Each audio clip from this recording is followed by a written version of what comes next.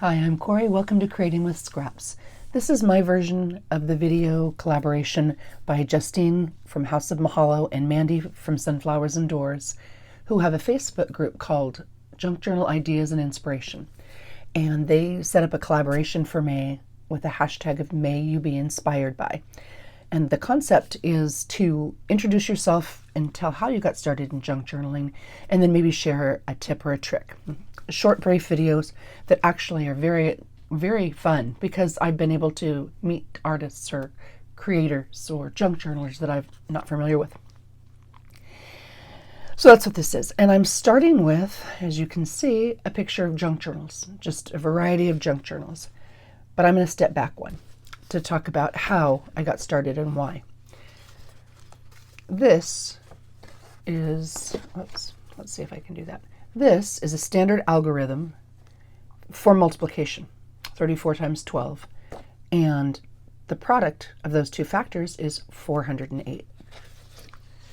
Well, this is also a card of a multiplication chart, figuring out the same exact 34 times 12. But it's a partial products model, and it still gets you to 408. It looks a little bit different than the standard algorithm, but it gets you the same response or the same product. And here is another one. Multiplication is essentially repeated addition. So I did the same expression or equation, of 34 times 12, but I repeated the 34 12 times and I still got 408. And this way is just skip counting. It's not as easy, but I still got to 408. And my point with that, and the reason I'm bringing it up, is some students will learn one way and some students need another way. And some students people have their own way of getting to the same place. And that's what junk journaling is. Maybe you use all junk. Maybe you use cardstock and scrapbook paper and stamping supplies because that's what you have and what you like. Or maybe you take an old book and you alter it. It can be a whole lot of things, and there are definite opinions as far as what a junk journal is or should be, but it doesn't have to be any of those things. And that leads me into my story of how I got started. About 3 years ago, my friends Gabrielle and Sharon, we were doing regular, just paper crafts, not junk journaling, just a variety of things you can do with paper. And I was part of a swap group, and I met them and we became friends and sweet ladies. And they're like, Corey, you should really get into junk journaling. And so I thought, oh, okay.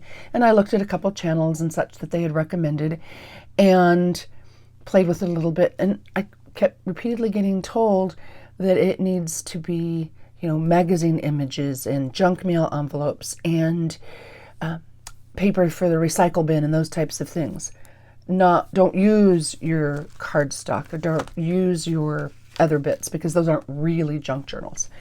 And it turned me off for a little bit, so I stopped, and then I got back into it, and I thought, well, why do I have to do what I'm told I need to do? Why do I have to let their definition, stop me from creating things that I enjoy? This old broken down lace I got at a yard sale, and there was I think it was a table runner or a tablecloth or something. It had a big old hole in it. So in some people's eyes it's junk, but some it's not because it's not garbage or rescued. Well, a junk journal can be all of these things. It can be a combination of anything that you want and need.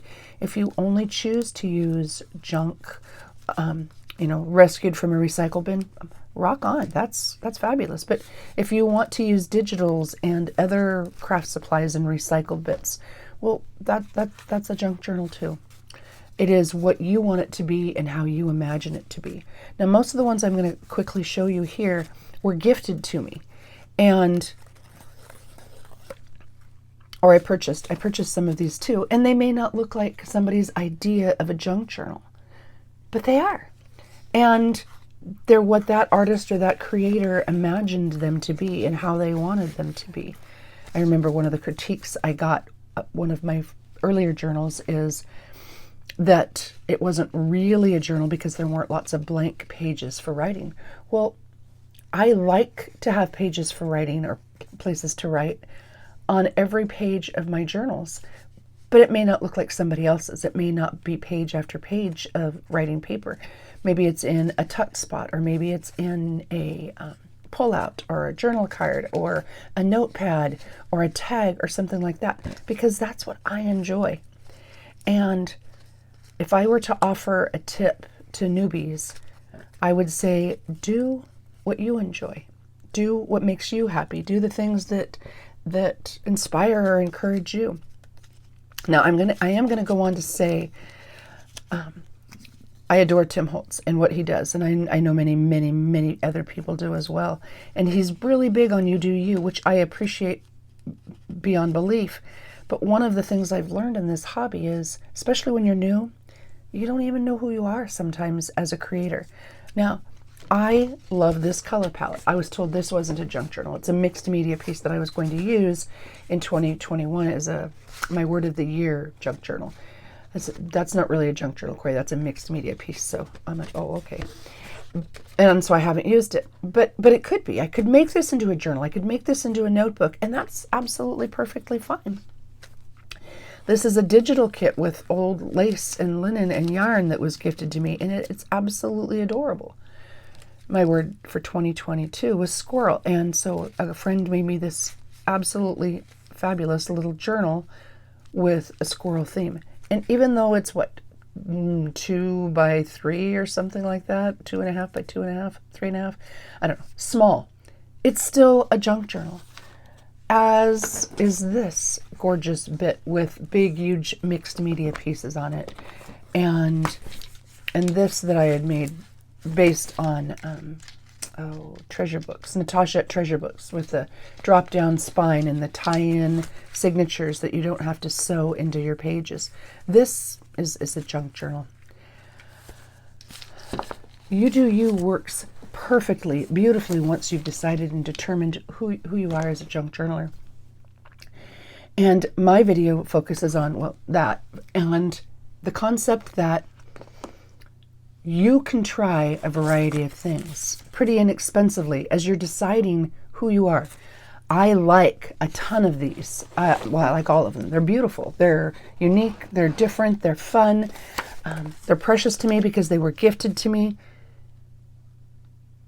But that doesn't mean I want to create in this style. I have a specific formula that formula is not the right word, but I have a specific look that I like to create with. I love and appreciate and enjoy the others, but when I'm creating myself, I want to do it a certain way. And I remember when I first got started thinking, well, why can't I do some of these different things? Why do they all have to look the same? And what do I really want to use? And I'd been in the scrapbook industry, and that's one of the ways I got transitioned and started into this, because I had all these supplies with card making and working in the scrapbook industry. And I thought, well, I'm just going to use what I've got, and I'm going to play around a little bit. And so that's what I did. And that's how I determined and found the style I enjoy creating. Now, I can look at and love colored lace on something that somebody else has created, but that's not going to be something that I create, because that's not my thing. I love it, but it's not how I want to do it. So I don't anymore. And I encourage you to try, especially if you're new and you haven't decided who you are yet as a creator or as an artist, or however you describe what you do. Go to yard sales, or look on Etsy or eBay or OfferUp, or local discount stores such as Smart in Nashville, and Recycled Bits in Boise, and all across the country. There are many, many places that offer recycled craft supplies, or they're rehomed craft supplies. Go there and get something that color-wise and palette-wise and product-wise that intrigues you. And you can do it really, really inexpensively. And Tracy Fox from Love Junk Journals, Tracy Fox Creative, did an excellent job on talking about some of the tools that you need. And others in this collaboration have done that as well. And those are going to be handy and useful regardless of the style of journal you eventually land on, or the products that you like to use, or the color palettes, or what have you. So basic tools, and I'd only add on a variety of circle punches to Tracy's simply because they come in so handy, or to Tracy's list. But, you know, magazine images and such like that, you can get them really inexpensively off a variety of sources. The clearance aisle at most of the big box stores has things that are no longer in season or out of style. But if you find something that suits you, like here, this is scrapbook paper and it's perfect, and this is fabric and it's perfect, and this is old lace, and you know, try a bunch of different things, and I guarantee just after X amount of time, and that may change per person, you'll find what you enjoy using. You'll find a style that suits you. So don't limit yourself to necessarily creating one look or style at first. If you see a product you like and it's really inexpensive, get it, try it. Utilize the various resources available to you to get images. Like these are all magazines, old magazines. And I know at a lot of those stores you can get magazines for practically nothing. So play with it, and if you don't love it, we'll try something else. Utilize those. I went to a senior center rummage sale, and there were stacks of packbook paper, scrapbook paper, and old items and such for, you know, pennies on the dollar. They were very inexpensive. So try different things, play around. Videos. I went to videos, YouTube videos when I first started, and that's where I got the message that, you know, you don't use scraps, or if you have this product or that product, it's not really a junk journal. Well, there are a lot of channels out there, and I'm not going to list them other than the folks in this collaboration, simply because, you know, I don't want anybody else to necessarily be exposed to what I was, that was where I was told there was only one or two right ways or products or what have you to use. I'm here to tell you, use anything. Have fun with it. If you like something and you can find it inexpensively, because there's tons of sources, give it a try. And if it's not for you, well, you've learned something. Every time you create, you learn something new. And, you know, just be proud of the fun that you had and the joy that you get from the creative process.